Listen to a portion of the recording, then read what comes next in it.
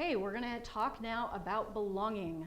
I love this quote, no one cares how much you know until they know how much you care.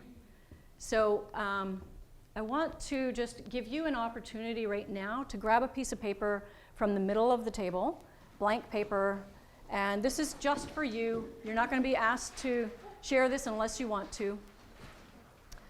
And I want you to think about when you made a major transition, maybe when you went to college. I know that some of us here, were first generation students. What was that like for you when you arrived at college? Or maybe it was when you started a new job. What kind of belonging concerns did you have? And what people or structures supported you in feeling like you belonged? And what, if any, kind of worked against your sense of belonging? And also think about, I know this is a lot of things to think about, but think about how did that sense of belonging or not belonging affect your feeling of competence in that new setting? So I also had, and this may be true of if you were working with very poor families, maybe not so much until they get to college level, but there was no norm in my family of going to college. And it became very awkward for me as my education level grew apart from my family, that the relationship that I had to learn to stop threatening them with my knowledge. You know, like I had to, and I don't mean like they weren't smart, they were very smart, but if I used big words or if I talked about research, they would, like one sister in particular would just get very uncomfortable and feel like I could see that it was shutting her down. And so these are all normal kinds of belonging concerns that can happen for people that we don't often think about, those subtle ways that it plays out about when you enter a new environment or when you're not represented or when you're coming from a background where you're deviating from your community. Those can all be really challenging belonging times, particularly during transition. So we've been talking a lot about belonging, but let's define, what are we talking about? What is belonging? What does it mean to feel like you belong? Yes, feeling connected, right? Feeling supported and respected, right? What else?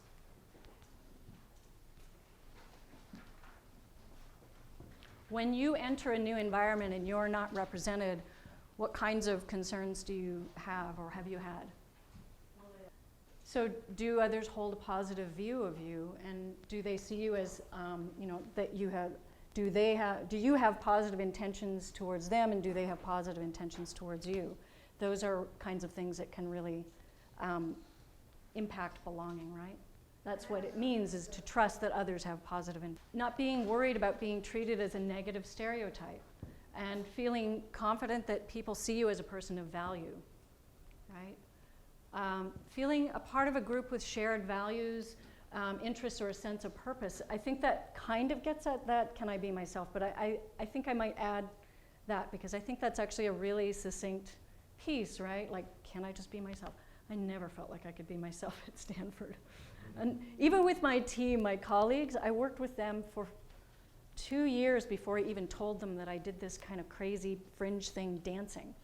Like I socially dance with people, and it's more of a free-form, very California kind of thing. And when I told them, we were having hanging out after dinner, talking, and Dave said to me, I think that the professors at Stanford would think that was more fringe than some of his sort of things that I won't share because that's his world. But believe me, it was not any more fringe than mine, in my opinion. But I was just like, okay, now I feel a lot less sense of belonging. But it was all in good fun. And now they know this about me, and there's other members of the team who are really, I just got a text actually from one of them, said, somebody who works at my daycare does that thing you do. I really want to go. Okay, so moving on. What we know now, there's been decades of research. This is research by Deci and Ryan. These guys are seminal researchers on what are the core psychological needs that we all have, that we really need to be able to thrive. And if you want to see I have never seen a paper more cited than their self-determination theory papers, like 20,000 plus citations. So what they came to distill down is that there are these 3 core needs that we have. We need to have a sense of competency. We really need to feel autonomous in our actions in our life. And we need a sense of relatedness. And that is very much connected to a sense of belonging. When people enter new situations, it's pretty common for us all to be questioning, do I belong here? Do I fit in here? Will people accept me for who I am here? And belonging uncertainty is a really, so first of all, just to say just how core of a need relatedness and belonging is, I just happened to be listening to a podcast of a TED Talk, and this researcher was talking about the core need for connection and social connection, that if you have chronic loneliness, it can shave 5 years off your life. So really core need, right? So when people enter new situations, we have decades of research now showing that when you are unsure about whether you belong, it can affect your engagement, it can affect your perseverance and your performance. It can really impact your openness to critical feedback, right? If you're not feeling like other people are trusting you, then why would you want to trust them, right? Attitudes towards other and just productivity in general. Why do you think this is? Why would having like a lack of sense of belonging have such a big impact on your ability to actually perform well? Because you don't have that positive feedback from your... So you're not getting good feedback, both because probably you're less open and maybe others are less open to you. And when you're not yourself, what's going on inside in your, like, think about mechanisms, like what actually would interfere with being able to do a cognitive task. So if you feel like you're going to fail, what's the emotional experience of that? Very, very rudimentary terms here. Fear. Negative emotions, right? So yeah, when we're entering a new situation and we are trying to decipher ambiguous cues, right? Because a lot of those cues about do other people respect me, can I be myself, a lot of the cues that you're trying to make sense of are actually fairly ambiguous. And that process of trying to decipher those ambiguous cues is cognitively draining, right? And the other thing that we know is that social rejection hurts. And it's also very distracting, but it literally hurts. They've shown that emotional pain, it registers in the brain the same pathways fire as when you're experiencing physical pain. And regulating those negative emotions takes a lot of cognitive bandwidth. And then there's, of course, just the desire to escape from pain, right? So you're thinking about alternatives, like, is this job really right for me? Should I be thinking about something else? So you're distracted also by thinking about alternative scenarios. So unfortunately, there are populations who have been marginalized as being given messages from a society level about whether they belong in certain settings academically. And you know, if you're part of an underrepresented group, you may be expecting to have unfair treatment. Maybe you have a history of it personally, you've seen it all around you. Students of color are disciplined very disproportionately, 3 times the rate as their white and Asian peers. And so this is being carried within every single student of color, right? Even if you don't know it, you've probably witnessed it, if you're not conscious of it. So you also may not feel like you're going to be treated or seen as valuable if you're not represented in the coursework or in the career field, right? Or you may anticipate isolation if you're going into a field where you know that there are very few people like you if you're a male in an all-female environment. Right, so these things can all amplify potential belonging concerns. And so this is leading into the next topic of stereotype threat. So I'm guessing that there are some of you in here that are familiar with this concept. Yes? So stereotype threat basically is the anxiety that your performance will be used to confirm a negative stereotype about your group. So basically, yes. And it's the worry that the negative stereotype might be true of the self, or that others might think that it's true of you. And it's not necessarily a conscious process. This is often something you may not even be aware of. And it has been shown to account for up to 50% of the achievement gap. And it impacts all groups for whom a negative stereotype exists. So minority students in any academic setting, unfortunately, because of our history, and women in STEM fields. So this is what you were picking up on. But even white rappers have been shown to have the stereotype threat effect. How many of you have seen 8 Mile, the movie? There's a moment in there, and actually in Greg's class, Greg Walton's class, Wise Interventions, he actually plays a clip from that because it's such a perfect representation. Here's this guy who's clearly very talented rapper, but he gets up in front of this room full of black people yelling at him that he's no good and that there's no way he can, and he just chokes. He completely chokes.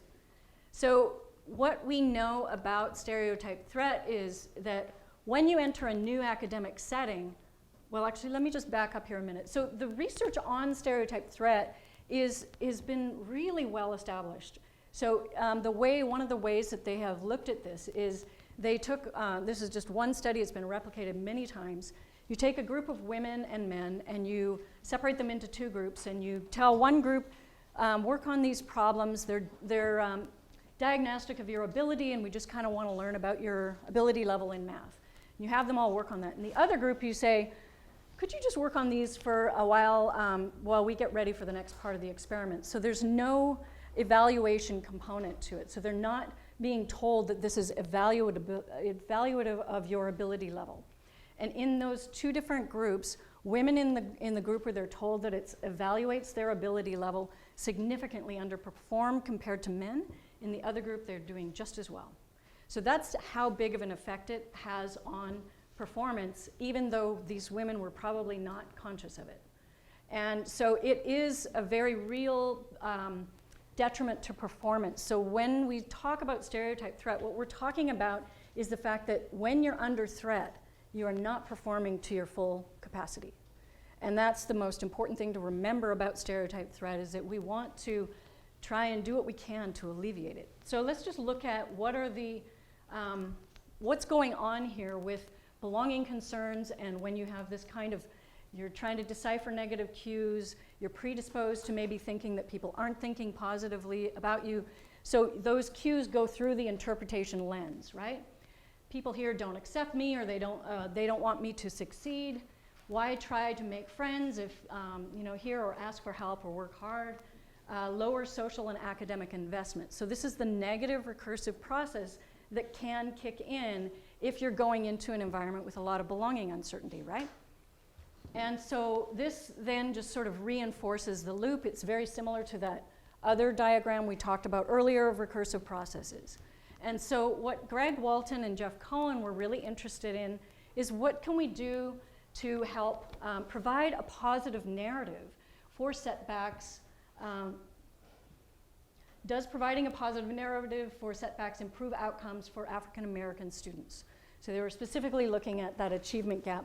You have students come into an environment at the same academic level, this really long-standing pattern where they diverge over time. Can we do something to interrupt that process?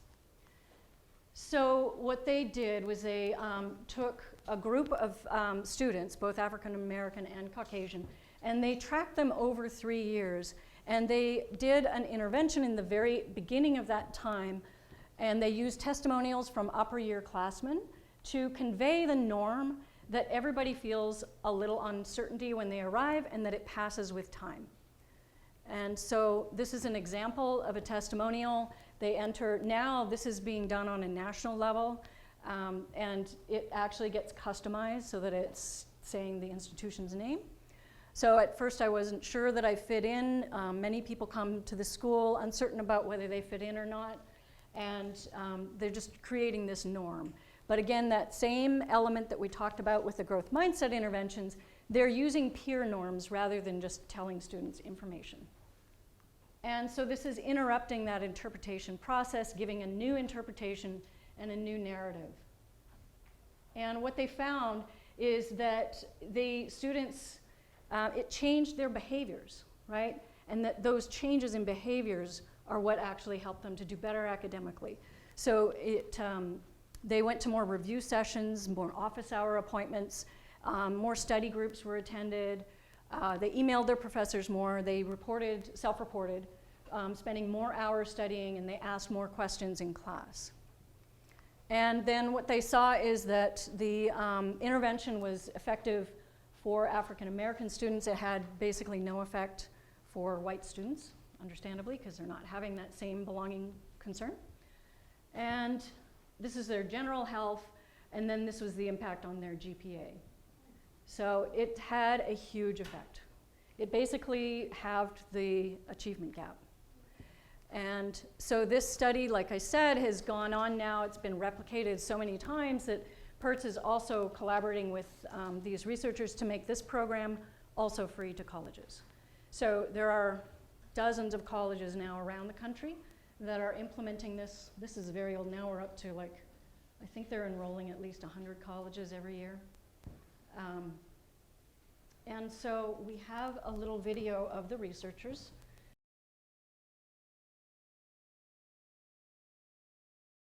That is Greg Walton, who's the professor that changed my life. And David Yeager is also somebody that I've worked with a lot. So I want to now shift to an intervention. This is Mesmin Destin. I mentioned him earlier, and his colleagues. They were interested in this question of when first-generation students go to college, they often lack a lot of just sort of college-going knowledge is how it's kind of termed. Like just those logistical things like how to apply for FAFSA and you know, what does it mean, like what's the appropriate study habits, what kinds of appropriate behaviors do you have with your professors. And so what they were interested in is, does helping first-generation students understand how their different backgrounds can matter, improve outcomes. So in a way, this is also a normalizing intervention where it's helping students to see like, yeah, you're not alone. There's a lot of people who go through this, and this is what they found. And so what they did was they, in this situation, they took 168 students, so they a mix of continuing generation students and first generation students, and they randomly assigned them to a treatment or control. Again, this is so that we can show causality, right? We care about this. And so 1 month before school started, students attended a panel discussion. And they heard other students talking about how their background made it so that they had to do things a little differently when they were on campus. So because my parents didn't go to college, they weren't always able to provide me the kind of advice I needed. So it was sometimes hard for me to figure out which classes to take and what I wanted to do in the future. But there are people who can provide that advice. And I learned that I needed to rely on my advisors more than other students. So this was very simple intervention. Again, it's very brief, right? And what they found was that by the end of the year, so again, this is so awesome that we're doing this kind of research where we're tracking real world outcomes over longer periods of time, higher GPAs, they sought out more campus resources, and there was a 63% reduction in the achievement gap. And for all students, they reported lower stress and more social and academic engagement, right? So the first generation students, it really benefited them academically, but it actually really helped all students to think about how they might need to engage to get support. Most powerful effects that have been studied. So basically it is, this occurs when an incorrect belief held by one person, the perceiver, about another person, the target, leads the perceiver to act in a manner that then elicits the expected behavior from the target. And the same thing works both directions. If you are anticipating that other people are perceiving you in a particular way, it can elicit that behavior to reinforce that what you're expecting other people are believing of you. You can start behaving in ways that confirm that. This effect is so powerful that it is the reason we have the gold standard of research as randomized double-blind controlled studies. Because they found that even amongst scientists in the lab working with what might seem to be really not able to be emotionally affected, it was actually changing outcomes when the researcher knew what the conditions were and who was in which conditions. And so marginalized students often receive signals of lower expectations, so they may bring their own expectancy effects into the interactions, right? So this is what I find to be the most heartbreaking kinds of ways that replication takes place, is when there's what I call it being in the echo chamber, where you're amplifying these negative perceptions on both sides. And I don't mean in any way to minimize the really unfortunate situation that people of color are in, that they're in any way responsible for that. I don't want to give that impression at all. I'm just saying that there is an amplification that can happen. So critical feedback is really important, right? We all need this to be able to improve. And unfortunately, we have different interpretations of what does critical feedback even mean. So students can see teachers' motives for providing feedback very differently. And so David Yeager, who you just met in the video, had the question of, does providing an explanation increase persistence? And so if you think about it, you're a student and you've worked like so hard and you poured your heart out writing this essay and you submit it, and then a week later you get this thing back and it's covered in red marks. And for a student, that can feel a little bit like this, right?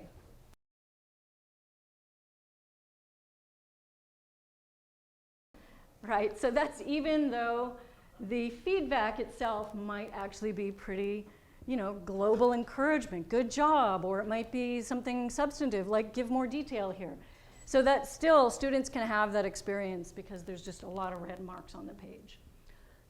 So what they did was they had teachers give students the assignment, graded the assignment, then the researchers took those papers and they randomly assigned them to two different piles. One pile got a post-it attached to it that said, I'm giving you these comments because I have high standards and I know you can reach them, right? So they're assuring the student that they believe in their competence.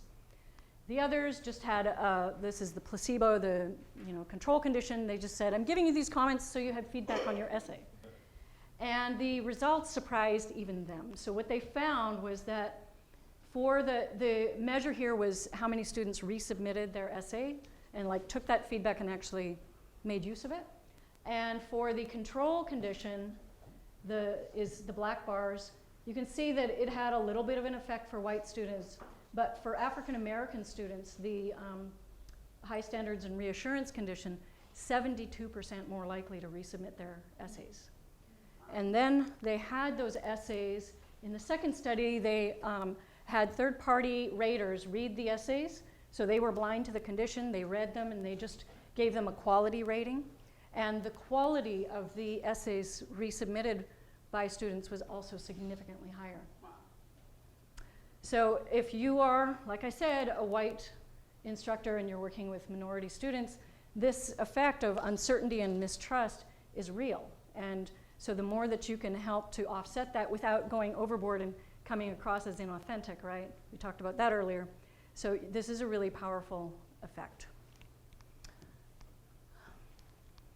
So with effective, wise feedback, you really want to focus on building trust, and you want to explain your motives are to help students succeed, and at the same time reinforcing high standards, because we also talked about that earlier, right? Some students are given different messages about what they're expected to be able to accomplish. And believing that you believe that they can meet those high standards. And normalizing that progress is incremental, right? So the process of giving feedback is hopefully for that iterative improvement process. So I want to take a short deviation into behavioral economics.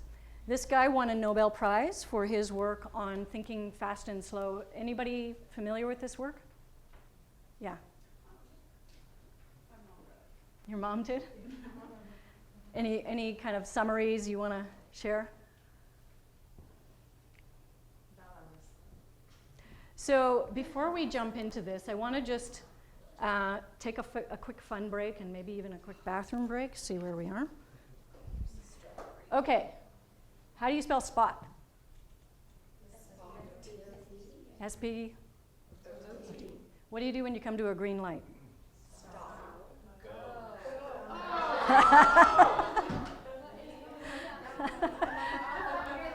So this was an experiential learning moment.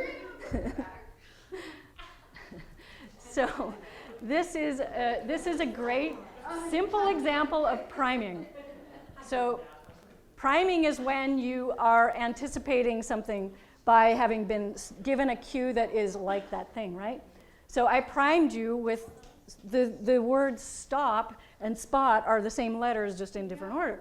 And so this is a classic example of thinking fast, right? So what he looked at was that type 1 thinking is fast thinking. And it's when you make these rapid, it's intuitive, it's involuntary, low effort, right? We're drawing on heuristics. And this is a really important component because like we learn to do this, our brains develop this ability to do this because it's more efficient. Like you don't want to have to mentally think through every time you go to tie your shoe, right? Or every time you go to make a move when you're driving. You need heuristics. You need to understand that there are just like common rules that you can draw on without having to think through every single thing detail.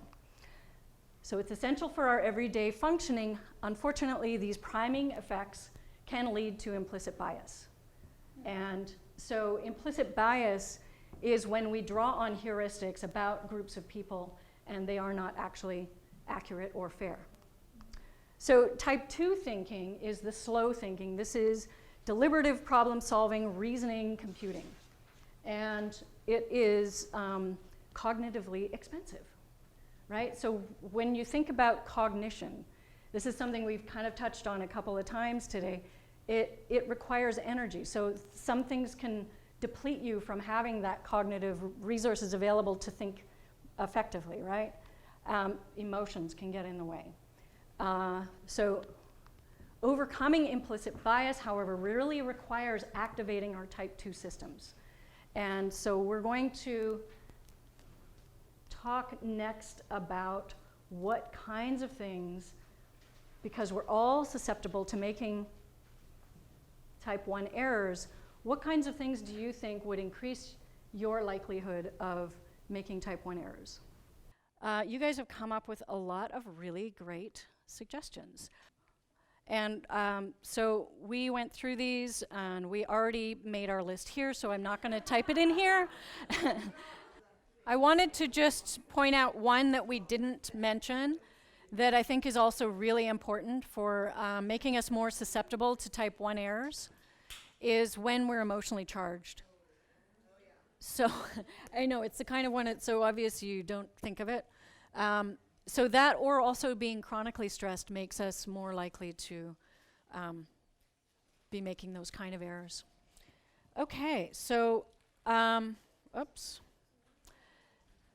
We're going to look next at empathic discipline, but I want to invite you to try something new in case you are the kind of person who takes a lot of notes. For this next section, try not taking any notes. I want to just now shift to talking about emotion detections and belonging. So what we all talked about, what was sort of underpinning all of that was the emotional cues we're detecting from our experiences around us, right? About whether we belong, how other people are perceiving us, can I be myself? And so, you know, being able to accurately read other people's emotions is a really important part of creating a sense of belonging and also trusting that your belonging is, that you're being given messages that you belong. But there are cultural differences in how we perceive and express emotions. And so the faces of black adults are often less accurately read than white adults, regardless of the race of the observer. So, and with the cultural differences, just to give you an example of one cultural difference is that Asian cultures, as a, you know, that's a very broad generalization, but Japanese cultures, we'll just say Japanese to be a little more narrow, tend to have a preference for what is called low arousal positive. So their idea of an ideal positive state is actually not the American version of like super happy and expressive giant smile, right? So they may be interpreted as not being as happy as they actually are, because we as Americans, or myself Canadian, have the same bias, might expect to see something different when somebody is feeling really good. So in this, backing up here, this misinterpretation of black male faces is probably contributing to some of the disproportionality, right? So I wanted to look at one study where they looked at the interpretation. So just to sort of emphasize, these are really, really huge differences. So 3 times more likely than their peers, Latino and African American boys, and girls too. It also shows up in girls, just not quite as severe. But with them, it's they're 3 times more likely to be suspended or it's it's found in every state to some degree. And in this study, these 2 different studies, they showed that there was no difference in the actual incidents that had caused the suspension. Like there was nothing to account for it other than bias of some kind. And so the frequency of the misbehavior, the severity of it is not different. And so the one way of exploring like what might be going on here that's causing this, because you know, we really don't find that a lot of teachers are explicitly racist, right? So what this researcher here at North Carolina State University wanted to ask was, do perceived teachers, pre-service teachers show racialized interpretations of emotions? So their emotion recognition accuracy for anger bias, do they show an anger bias and a hostility attribution? I just made the slides up, so I apologize for being a little stumbly on this, because I just learned about this study from Barbara, so thank you for sharing that. Yeah. So I dug into the paper and looked at their methods and everything and thought it would be a really nice one to share with you. No. So their methods were that they looked at 40 pre-service teachers, and they showed the same bias in their sample that is out there in the general public for teachers. Sadly, they're often white and they're often female.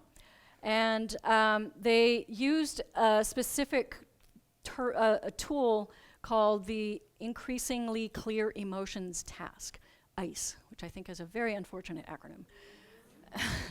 So they were looking at the emotion expression development in sequence in 5 stages. And so they were measuring what's your interpretation of what this person is feeling right now. And then they would reveal the next panel. So we're going to look at that right now, and you can do this for yourself. So if you want to take a piece of paper right now, and after each one, just write down what emotion do you think the face portrayed is expressing? Is it neutral? Is it surprised, afraid, angry, sad, happy? Right? So there has actually been quite a bit of, this is just to show you the results of how much misinterpretation there was. Because they did this with all different races of face, like making these emotions, right? And the biggest misunderstandings came with African American males. And females to a lesser degree, but more significantly was with African American male faces. And so there's been quite a bit of research now done on implicit bias. I don't know how familiar, have any of you seen any of those studies?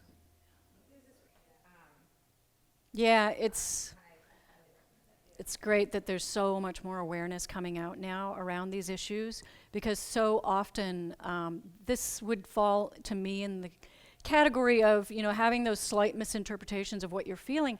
It can be a microaggression. It can be this cumulative thing. When you're experiencing that kind of misinterpretation of your feelings chronically, then it just starts to feel like it doesn't take much for it to hurt more deeply. Right? So this is really great that our awareness is growing around these issues. So how to minimize those kinds of misunderstandings? Well, I think the obvious one is to make sure you're asking clarifying questions and to use activities that help students develop their skill at being able to identify and describe their own emotions. right? So that when they're faced with some kind of misinterpretation, at least they have the skill and the language to be able to accurately convey, well, what are you feeling?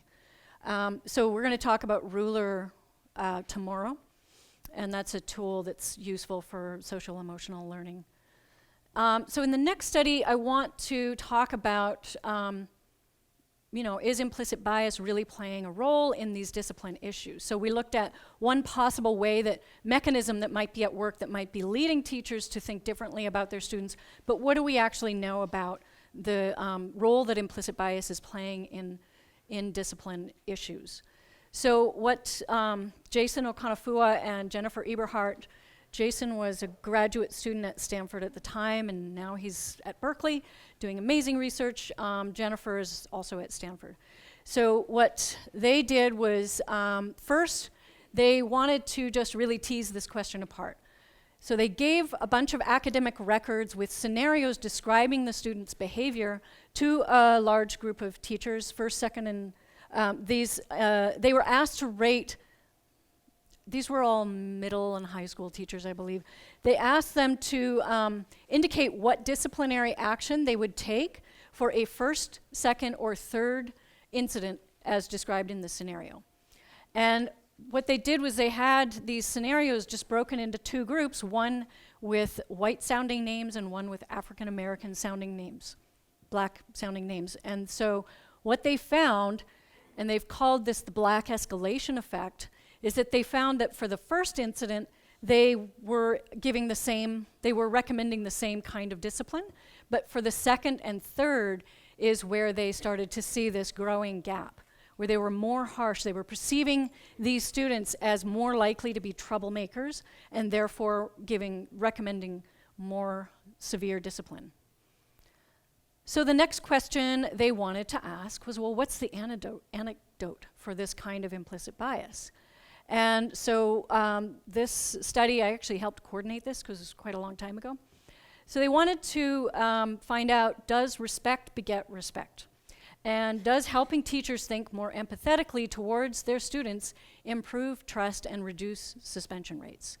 And this was a really big study. So what they did was they looked at both students' trust of their teachers and teachers' experiences. So what they did in this part of the study was they asked students to imagine that they had disrupted class by repeatedly walking around to throw away trash. And in the punitive discipline condition, the teacher was harsh. They gave them the detention and sent them to the principal's office. And then the other one, they said the teacher asks you what's wrong and moves the trash can closer to you. So the teacher is checking in to see what's going on with you. And then what they were looking at was, do students trust their teachers more? Might seem really obvious, but this is a kind of sequential step process that research tries to go through to make sure there's not like inaccurate assumptions going on here. So not surprising, they found that does the teacher deserve your respect? And in the empathic discipline condition, students were more likely to say yes. And desire to behave in the future was a little bit higher in the empathic discipline scenario.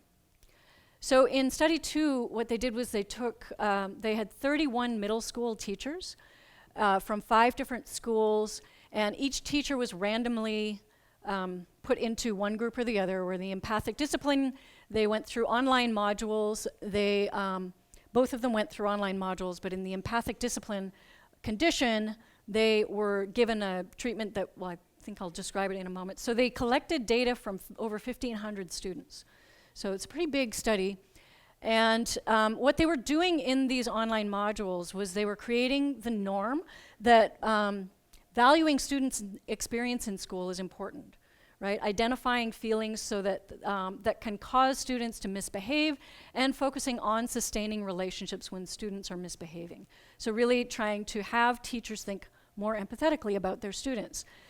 And so they would describe students' emotional experiences. So for example, social and biological changes in adolescence can make middle school students more insecure, and worries about unfair treatment can cause students to experience stress, to overreact, and sometimes to disengage from school.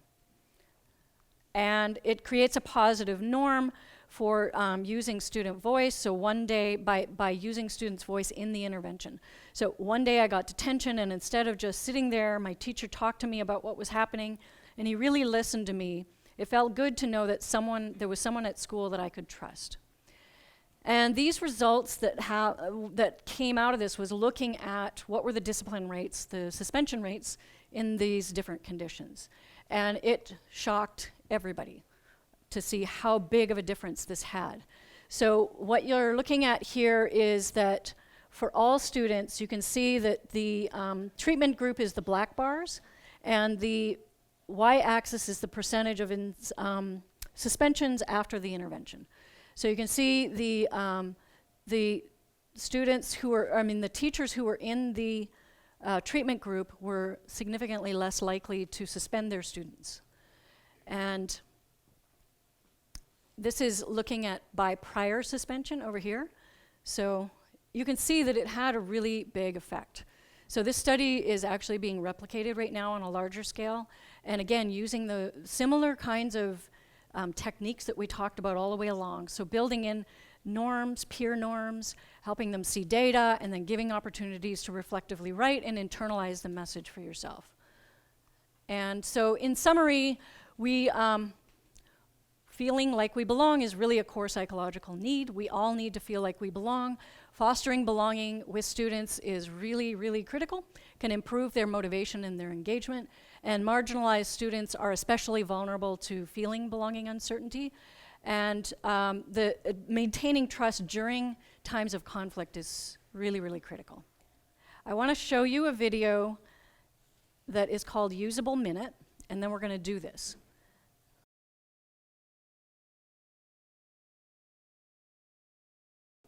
So this is from Harvard. They've been putting out some really great tools.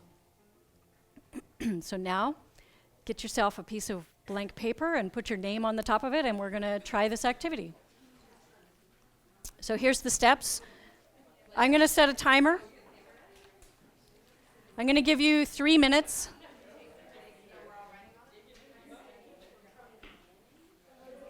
No, so the section where I said try not taking notes was just the last 3 studies. So we started at the face recognition, the misunderstanding the cues. There's so many great videos in the compendium that I put together, different grade levels, of how they create classroom norms around respectful talk, what kinds of techniques teachers use to make sure that all students are participating. There's actually one called Speak Up that if I had time, I would show you, but I want to show you the pyramid paper one that I mentioned earlier. And then I wanted to spend the last half hour doing brainstorming with you. So I'm only going to show this one, but please look at those videos. I think you'll find some of them are really interesting. Okay, so this is not pyramid papers, but it's this is how he trains his students to give peer-to-peer feedback.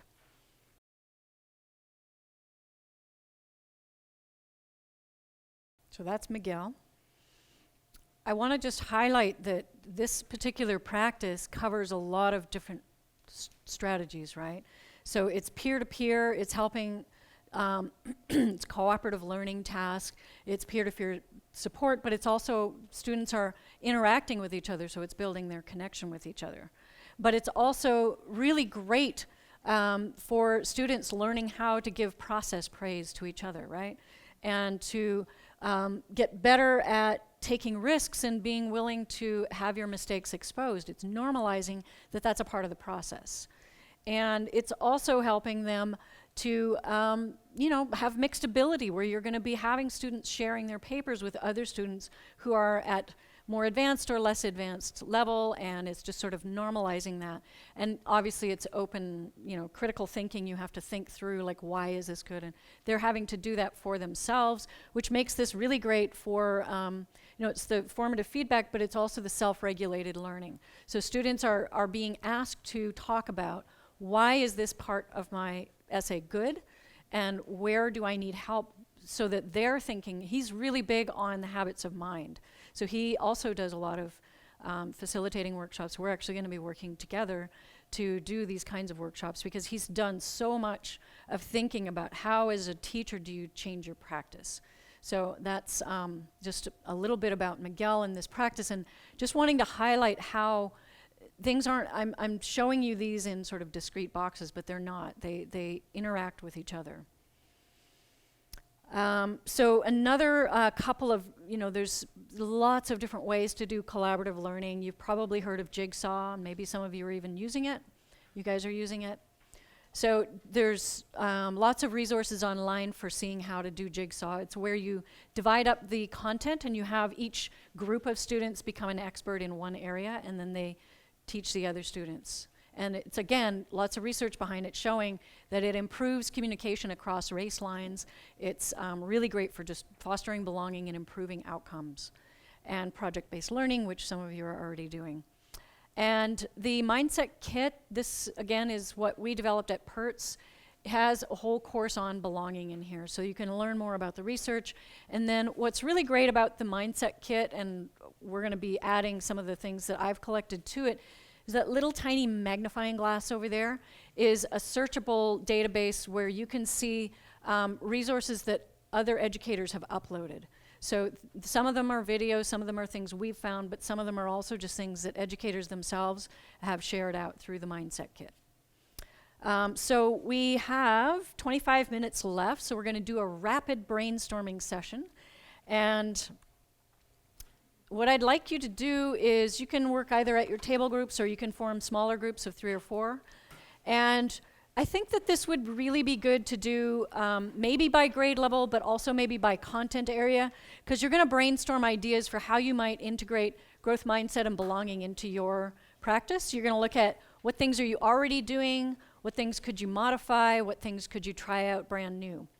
And so this one was set up for, we were supposed to do one with just growth mindset, but you can do this as both growth mindset and belonging, okay?